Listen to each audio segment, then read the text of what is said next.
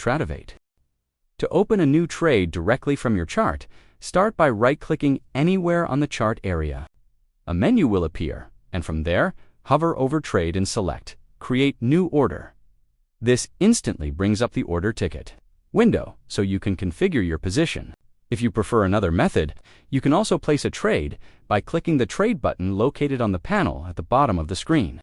Both options take you to the same order setup once the order ticket is open. You'll see everything you need to customize your trade. You can adjust the number of units you want to buy or sell, choose whether your order is a market, limit, or stop order, and assign your take profit and stop loss levels to manage risk before entering the trade. Take your time to review your settings and make sure everything matches your trading plan. When you're ready, simply click Buy or Sell to place the order. TradingView will instantly submit it, and you'll see the position appear on your chart with all your predefined levels.